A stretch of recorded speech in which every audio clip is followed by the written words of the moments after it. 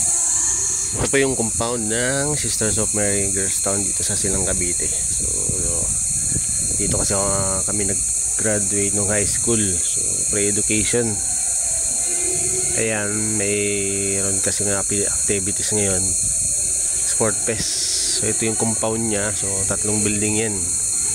And then yung mga maliliit na building yan, yung normally mga shop yan automotive, aircon, before so I don't know kung ano na yung mga latest technology na pinag-aaralan dito. Hindi matagal na rin kasi 97 pa kami. So ayan.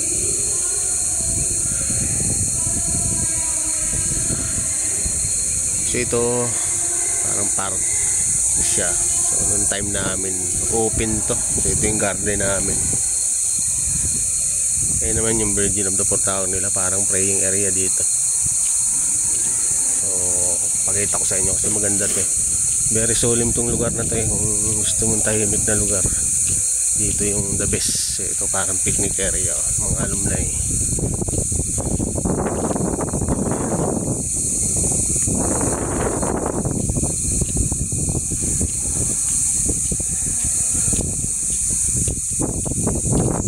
So, gusto mong magdasal dito lang.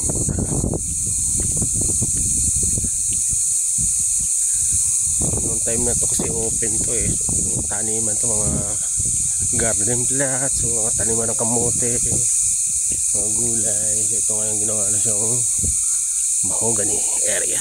So park na siya.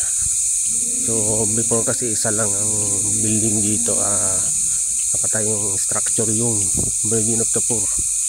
So dyan yung founder nito. Kasi aside from the Philippines kasi maraming main branch nito ay sa Korea nag-start, and then Philippines, Mexico, I think may Brazil na. So hindi ko na meron sa Africa. So normally Asia, South America and Africa yung mga branches nito. So kung makikita nyo, very solemn siya. So normally dito nagdarasal yung mga graduate. Yan, Station of the Cross. So ito yung 8. So ito yung 9. So hanggang 13. So doon mag-start sa dulo. Ayan. So yan, parang ito na yung makikita nyo, medyo maganda siya. Yan, praying area.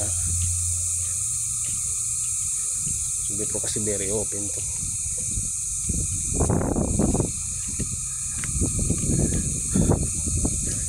Mga masyal lang kayo dito, ang picnic yun, ganda dito kasi tahimik siya, maliwalas. Kaya kung uupo kayo dito sa puno ng mangga, yan.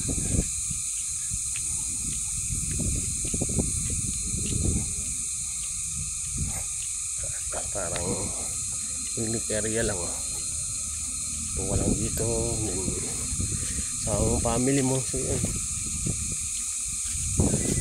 kasi talagang garden lang to So ito lang yung structure dyan, yung parang libingan ni Father Al.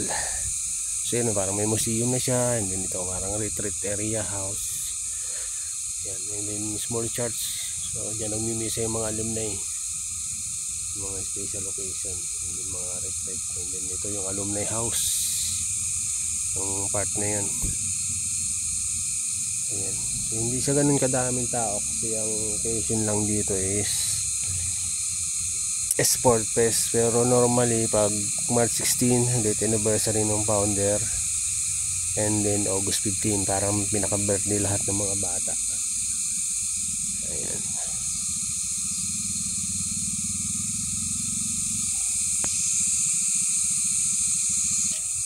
Lapitan natin. So ito kasi praying area na to. May salamin na siya. Before kasi naka-close. Normally kasi open to so, parang praying area dito sa lugar na to. Our Lady of Banix tong style ng church na to. I think Belgium nag-originate yung design nito Ayun. So parang kitang kita, parang nasa Belgium ka lang, di ba? Malawak to. May oval pa to sa likod ng building na yun. Anong building sa bandang kanan.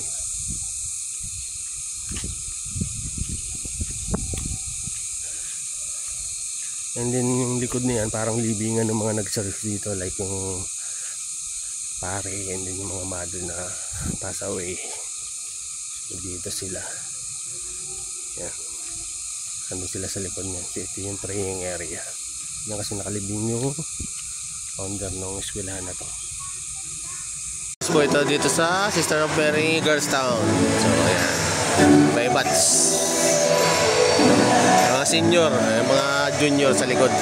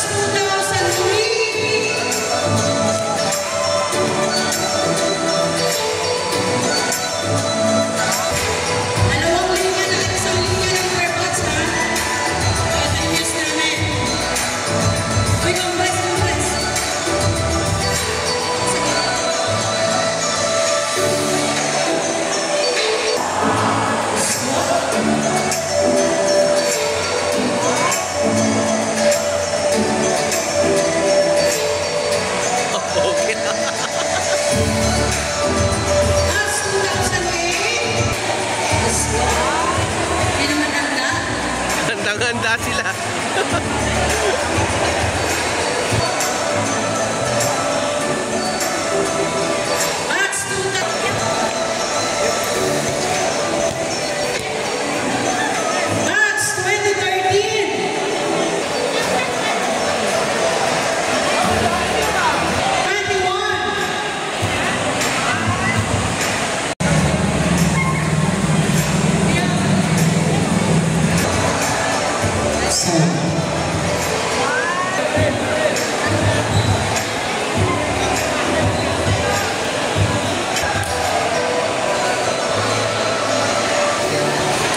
So, kung sino ang magandang batter, may meron daw ang news.